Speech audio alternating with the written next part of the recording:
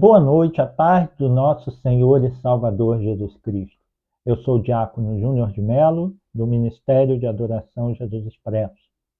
E hoje nós estamos aqui para meditar na Palavra de Deus e trazer uma reflexão no capítulo 16, no livro de Salmos, dando continuidade a esse estudo que nós estamos fazendo, através da inspiração vinda da parte de Deus, do Espírito Santo de Deus. Salmo capítulo 16, ele trata sobre a confiança no Senhor. A confiança que Davi tinha no Deus de Israel. E essa é a mesma confiança que nós temos que ter. Esses salmos são apenas 11 versículos, mas cada versículo vem acrescentar para a nossa vida fé, autoridade, confiança, disciplina, para que possamos caminhar neste mundo e enfrentar as diversidades da vida. A palavra de Deus, ela vem de encontro aos nossos corações para traçar o nosso caminho, para dirigir e guiar as nossas vidas por caminhos de paz, caminhos de alegria, confiança no Espírito Santo de Deus, confiança em Cristo Jesus. Capítulo 16 de Salmo é um hino que expressa a confiança no Senhor. Mostra que o salmista, ele confiava inteiramente em Deus. Ele estava certo da bondade divina e não duvidava do cuidado e da proteção do Senhor na vida dele. Ele não tinha dúvida a respeito disso. Só que Davi, ele passou por momentos difíceis, assim como você tem passado, como nós passamos durante a nossa caminhada de vida, e houve sim momentos de ansiedade, de angústia, de desespero, de medo, mas isso ele sempre demonstrava a sua confiança no Senhor, a confiança no Deus que ele serve, no Deus de Israel. O título do Salmo 16 indica que esse salmo foi escrito pelo próprio Davi, como muitos outros salmos, e provavelmente durante um tempo de crise na vida dele. Nós não sabemos ao certo em que ocasião em que ele estava enfrentando, qual dificuldade que ele estava enfrentando, pois não relata aqui no salmo específico qual dificuldade que Davi enfrentava, para deixar registrado esse capítulo de Salmo, 16. Mas é certo que ele enfrentava um momento de crise, de dificuldade, devido às palavras que ele usa nesse Salmo. Ele já inicia falando com Deus: guarda-me, ó Deus, porque em ti me refugio. É um grito de socorro. Ao longo do Salmo 16, você vai notar que ele deixa claro o relacionamento pessoal que ele tinha com o Senhor. Repetidas vezes ele se refere a Deus como meu Senhor. Então, para clamar ao Senhor, guarda-me, ó Deus, porque em ti me refugio, para que você possa usar essa expressão e ser ouvido por Deus, nós temos que ter confiança e ter certeza do nosso relacionamento pessoal com o Senhor. Nós temos que declarar que Ele é o meu Senhor, aquele que guia a minha vida, aquele que dirige a minha vida, orienta os meus passos. Nessa primeira parte, no versículo 1, ele já fala sobre uma vida guardada pelo Senhor. Ele já começa trazendo essa declaração sobre a certeza do cuidado de Deus. Ele diz: guarda-me, ó Deus, porque em ti me refugio. Ele inicia com um grito de socorro em meio à crise e expressa a verdade das Escrituras, de que ele diz: guarda-me, porque em ti me refugio. Porque Deus é poderoso para guardar o seu povo. Ele grita pela proteção de Deus e logo em seguida ele declara que eu creio que o Senhor é poderoso para me guardar. Na sequência, no versículo 2, Davi, ele declara que Deus é o seu maior tesouro. Ele diz: digo ao Senhor, tu és o meu Senhor, Outro bem não possuo senão a ti somente. Sem dúvida, esse deve ser o sentido de todos nós, né? O sentimento de todos nós, né? Infelizmente, queremos nos aproximar de Deus apenas pensando nos bens que Ele pode nos proporcionar, ao invés de enxergá-lo como o maior bem que nós podemos ter em nossa vida. O Senhor é o maior bem que nós podemos ter em nossa vida. Ele declara: Tu és o meu Senhor, outro bem não possuo senão somente a ti. Eu confio em ti. Tu és maior do que essa dificuldade que eu estou enfrentando. Tu és maior do que a vitória que eu possa conquistar. Tu és maior do que bens materiais que eu possa, que o Senhor possa me proporcionar aqui nessa terra. Deus deve ser o nosso verdadeiro motivo de contentamento, de alegria. Isso é uma disciplina que nós devemos exercitar diariamente. Depois, Davi, ele declara que ele tem uma vida dedicada ao Senhor. No versículo 3, diz: Quanto aos santos que há na terra, eles são os notáveis nos quais tenho todo o meu prazer. Davi, ele faz aqui um contraste, né, do povo eleito de Deus com o povo que troca o Deus verdadeiro por falsos deuses. Ele chama aqueles que são fiéis a Deus de santos que há na terra. Os santos que há na terra. E notáveis. Eles são notáveis não pelas suas próprias qualidades, mas justamente porque são santos. A palavra santo aqui significa literalmente ser separado para o Senhor. Os cristãos são notáveis porque foram separados como propriedade exclusiva do Senhor. 1 Pedro, versículo 2, capítulo 2, versículo 9, ele enfatiza bem isso. Né? Mas vós sois a geração eleita, o sacerdócio real, a nação santa, o povo adquirido para que anuncieis as virtudes daquele que vos chamou das trevas para a sua maravilhosa luz. Nós somos essa geração eleita por Deus, sacerdócio real, uma nação não dessa terra, mas uma nação eleita, exclusiva dele, separados, santificados através do nome de Jesus. E ele vem nos chamar das trevas para a sua maravilhosa luz.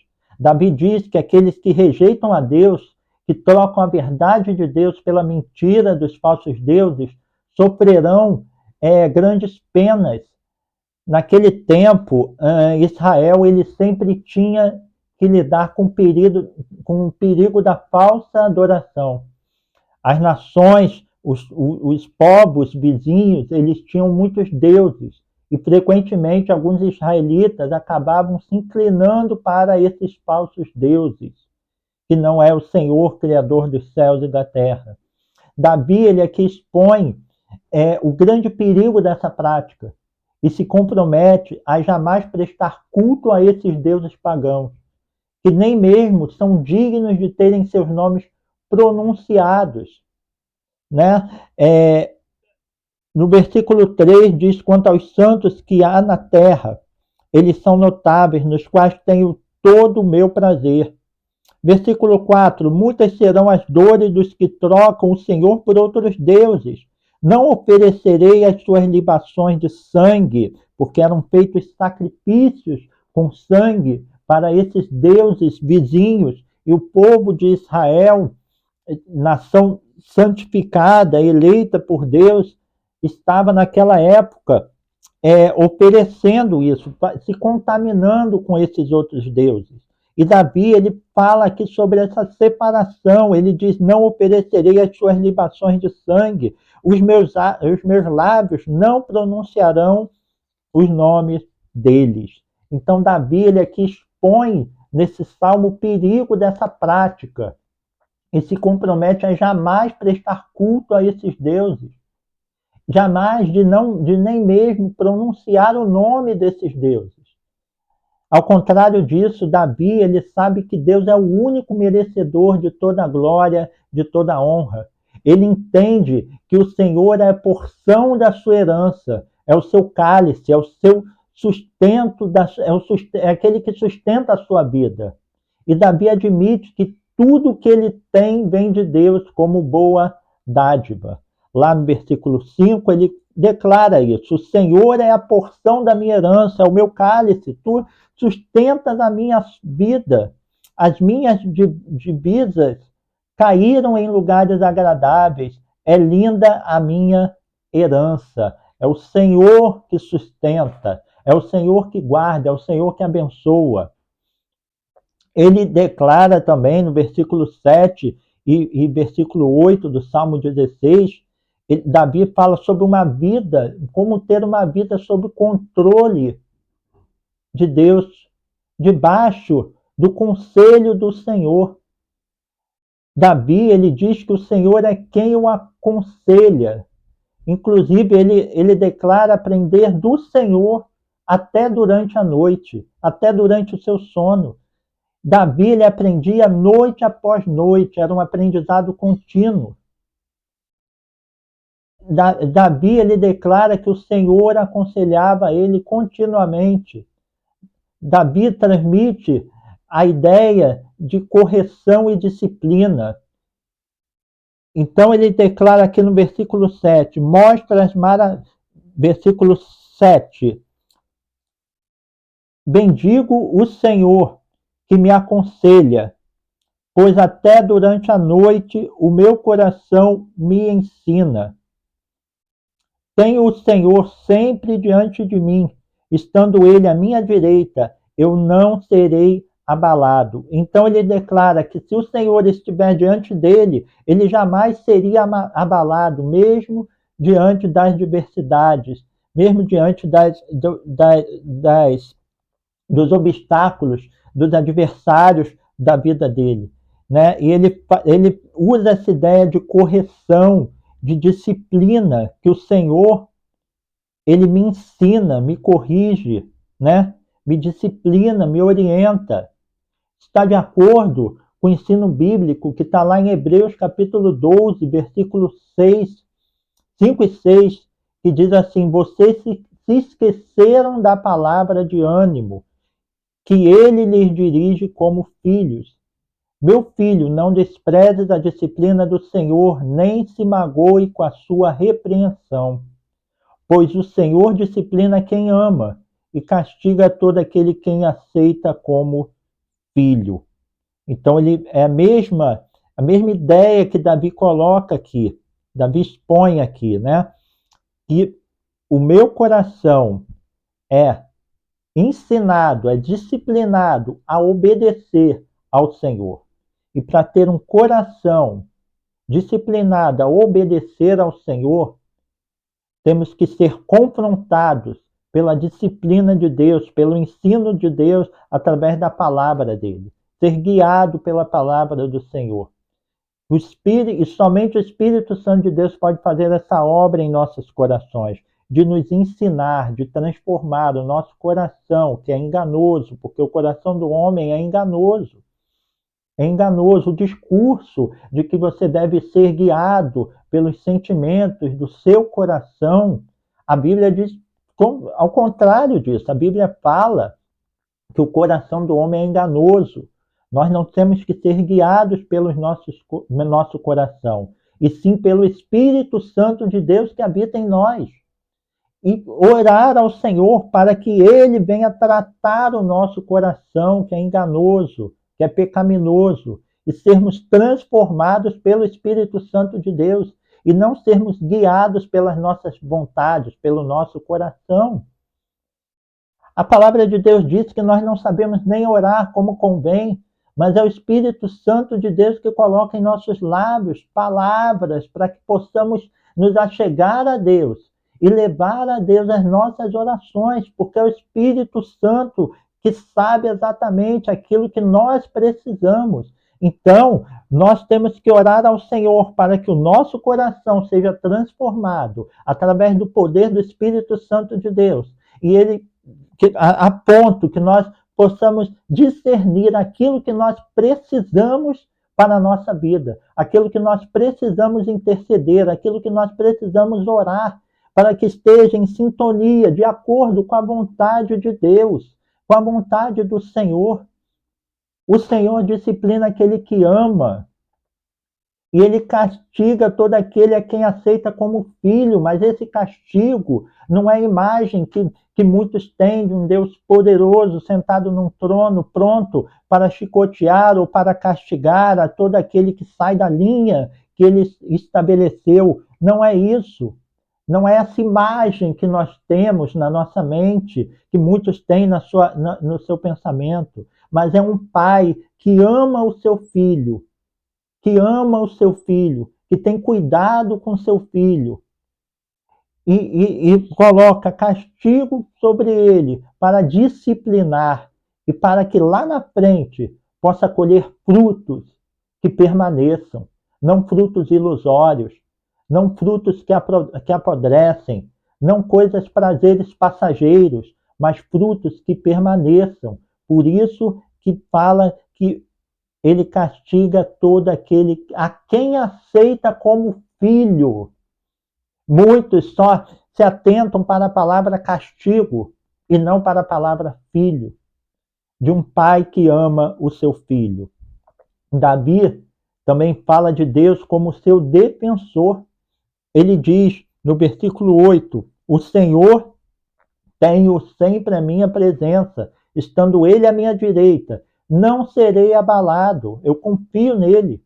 Ao dizer que Deus está à sua direita, Davi pensa em Deus exatamente como seu advogado e defensor, pois isso, né, ele pode afirmar com toda certeza que não há nada que ele possa temer, não há nada, porque o seu defensor não permitirá que ele seja abalado. O seu defensor está sempre ao seu lado, guardando essa certeza que Davi tinha. Por isso que ele era considerado um homem segundo o coração de Deus. Basta você ler os salmos que ele compôs, que você consegue compreender o posicionamento dele diante das adversidades. Ele não era considerado um homem segundo o coração de Deus porque ele era um homem perfeito, porque ele não tinha falhas nenhuma, porque ele não tinha pecado. Não, nada disso. Ele era considerado um homem segundo o coração de Deus porque o coração dele foi transformado, inclinado para aceitar a disciplina do Senhor, a repreensão do Senhor e inclinado para o arrependimento. O Espírito Santo de Deus faz essa obra em nossas vidas. Para que nós não sejamos abalados, nós temos que colocar o Senhor como nosso defensor. Mas para que o Senhor seja o nosso defensor, o nosso coração precisa ser transformado e inclinado para obedecer a Ele, aceitar a repreensão e para se arrepender, para o arrependimento. Davi continua aqui no Salmo 16, no versículo 9, declarando: por isso o meu coração se alegra e o meu espírito exulta, até o meu corpo repousará seguro. O coração de Davi se alegra somente após aceitar a correção, o ensinamento, a disciplina do Senhor. Na parte final do capítulo 16, Davi muda o foco do cuidado de Deus nesta vida para o cuidado de Deus na vida que há por vir. Nesse sentido, ele afirma que nem mesmo a morte pode destruir as bênçãos de Deus prometida àqueles que lhe pertencem. Por isso ele diz: alegra-se, pois, o meu coração e o meu espírito exulta, até o meu corpo repousará seguro, pois não deixarás a minha alma na morte, nem permitirás que o teu santo veja a corrupção. A vida terrena não é o suficiente, não é o bastante para o crente se deleitar no Senhor. As conquistas aqui na terra não são o suficiente para que nós nos deleitemos no Senhor. Deus ainda promete bênçãos maiores, ainda na vida por vir, que poderá ser desfrutada por toda a eternidade. Isso não quer dizer que você não será abençoado aqui nessa terra. Isso não quer dizer que Deus não cure aqui nos dias atuais. Deus continua curando, Deus continua restaurando, mas esse não é o principal, esse não é o foco principal. Não é a cura aqui na terra, mas sim a salvação em Cristo Jesus. Para passar nessa terra, para passar durante esses anos de vida, o Senhor deixa o Espírito Santo como nosso auxiliador, aquele que vem nos auxiliar, vem nos ajudar, vem nos guardar, vem nos auxiliar em nossas dificuldades. E se a sua dificuldade é um momento de doença, se a sua dificuldade é um momento de tristeza, de depressão, de angústia, clame para que o Espírito Santo venha te auxiliar nesse momento em que você está passando. Clame para que ele venha te curar, sim, que ele venha te restaurar, te sarar, mas o alvo principal é a salvação em Cristo Jesus. É preciso deixar isso claro para todos nós, que o crente ele só tem acesso a essa promessa de cura divina, de restauração e de salvação, principalmente de salvação pelos méritos de Cristo Jesus. É por isso que o Salmo 16 é também um salmo messiânico. É um salmo que aponta para Cristo. Esses versos eles foram aplicados de forma imediata a Davi, aos demais crentes no Antigo Testamento, mas seu cumprimento pleno e final se dá em Cristo. Se dá em Cristo. Esses versos eles registram uma profecia a respeito do grande filho de Davi, que veio da descendência de Davi, que é Jesus Cristo. Por isso que Paulo, o apóstolo Paulo, ele aplica esse salmo a Cristo até no dia de Pentecostes, durante um discurso ali que ele fez após o derramamento do Espírito Santo, ali que eles estavam ali em Jerusalém nos dias de Pentecostes, caiu sobre eles o Espírito Santo, eles começaram a profetizar, a falar em novas línguas, de forma que outras nações, pessoas de outros povos que estavam ali, conseguiam compreender o que eles diziam, né? Falando em várias línguas daqueles povos, e conforme o capítulo 2 de Atos, versículo 14, diz que Pedro, logo após a descida do Espírito Santo, Pedro, porém, pondo-se em pé, com os 11 discípulos, levantou a sua voz e disse: homens judeus e todos os que habitais em Jerusalém, seja-vos isso notório, escutai as minhas palavras.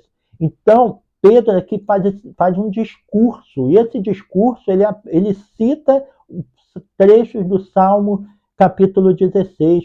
O resultado desse discurso foram quase 3.000 almas convertidas, 3.000 almas ali que aceitaram a Jesus através do discurso de Pedro.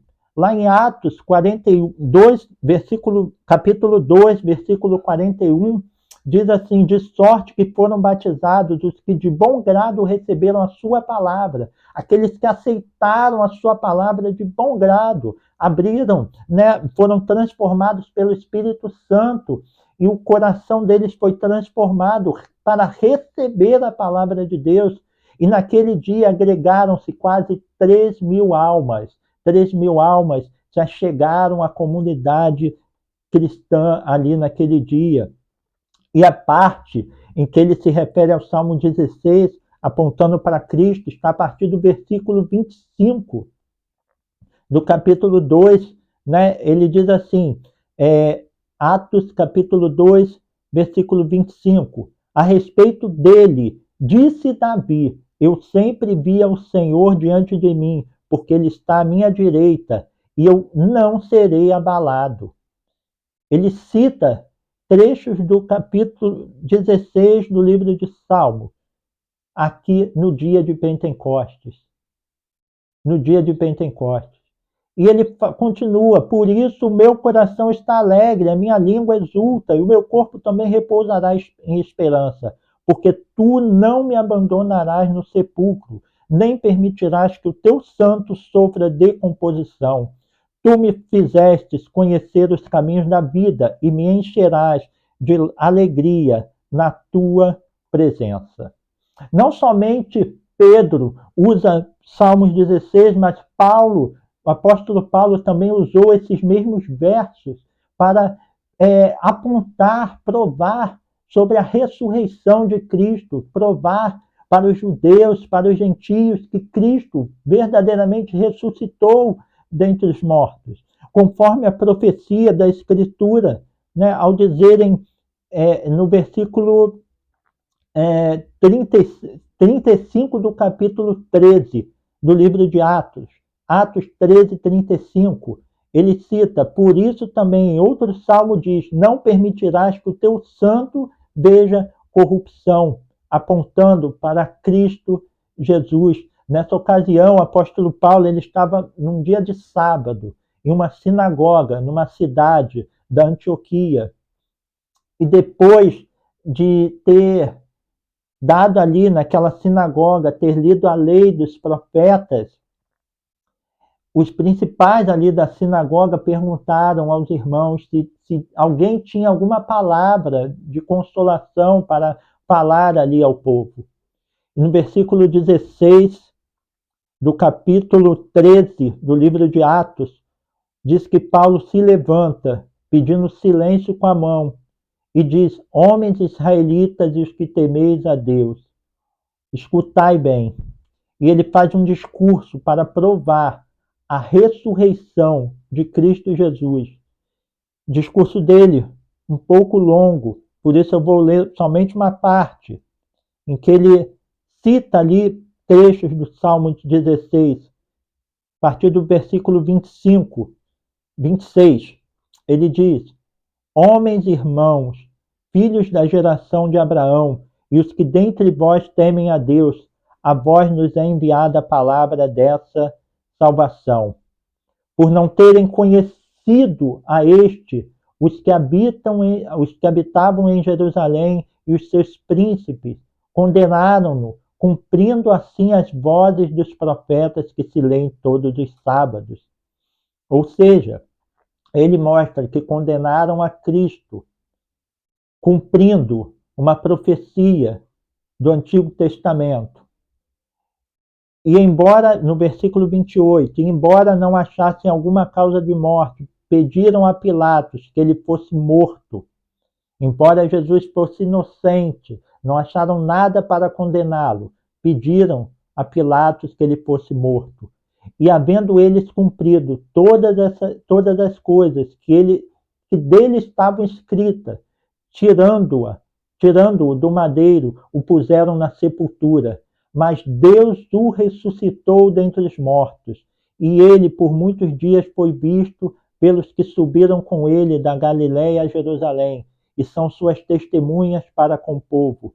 E nós vos anunciamos que a promessa que foi feita aos pais, Deus a cumpriu a nós, seus filhos, ressuscitando a Jesus, como também está escrito no Salmo 2, meu filho és tu, hoje te gerei, e que o ressuscitaria dentre os mortos, para nunca mais tornar à corrupção. Disse-o assim: as santas e fiéis bênçãos de Davi vos darei. Por isso também outro salmo diz, aqui está o Salmo 16, que Paulo cita: não permitirás que o teu santo veja corrupção.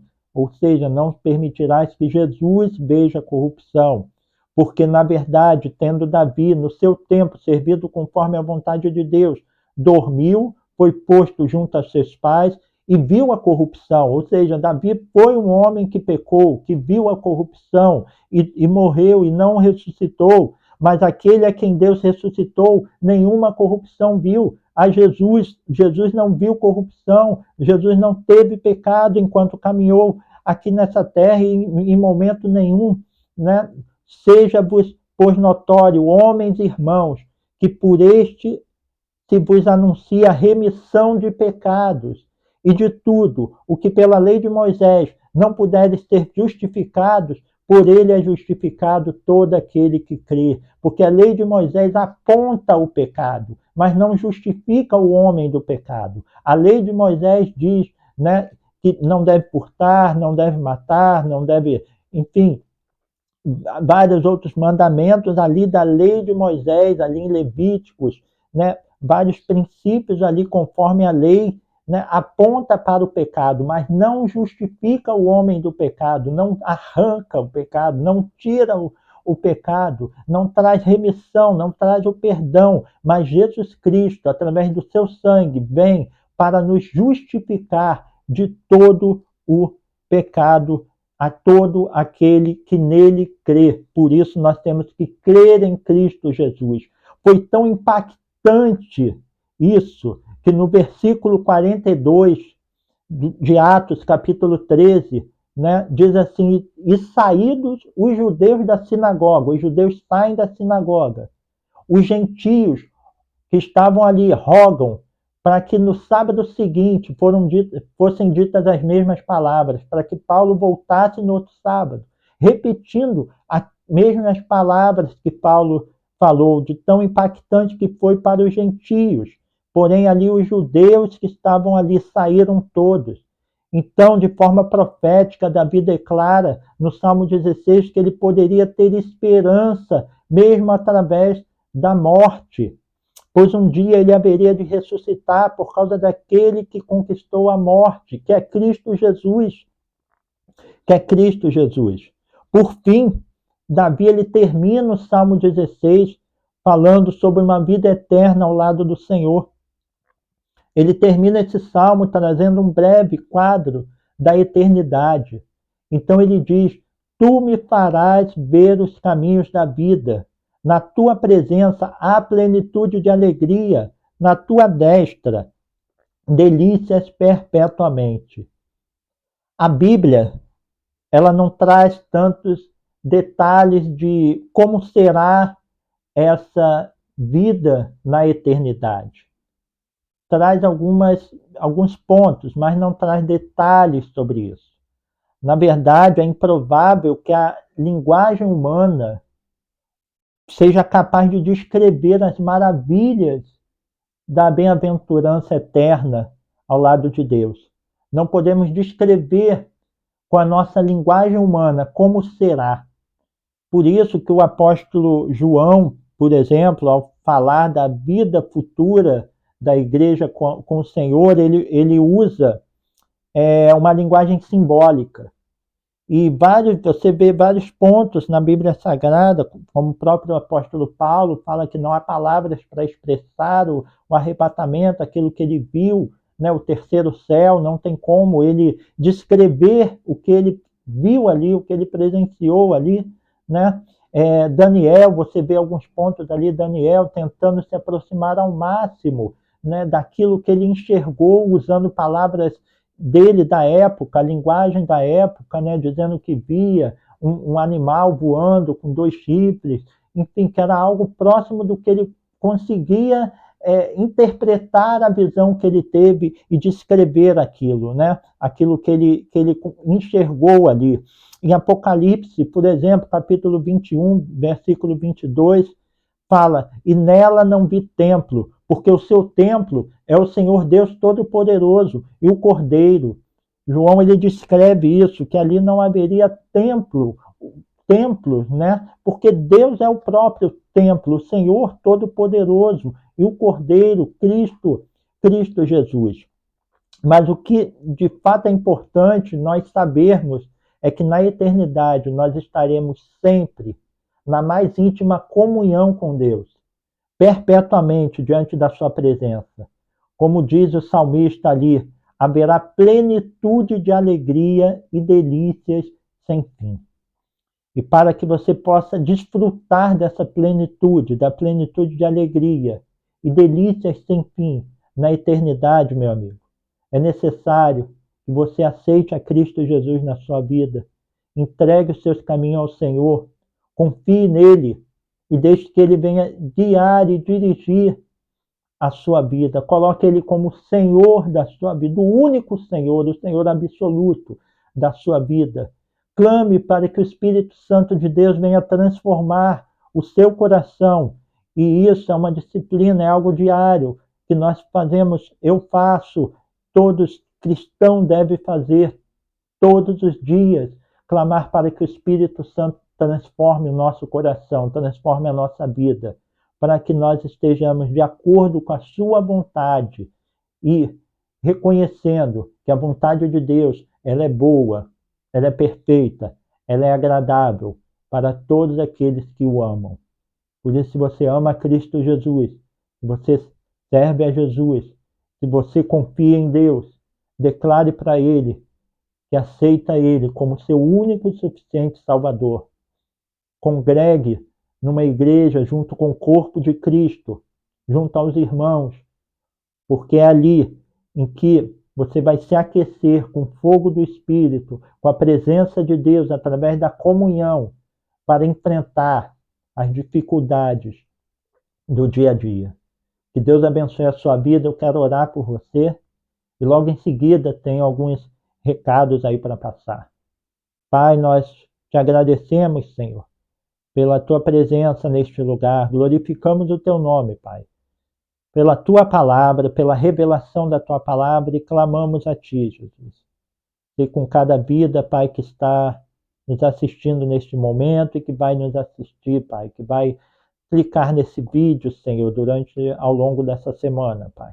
Abençoa, Senhor, derrama da tua paz, Pai, da tua unção.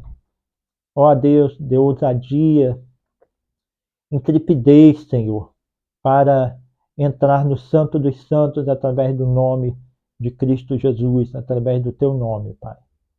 Nós te agradecemos, Deus, em nome de Jesus. Amém e amém. Glória a Deus.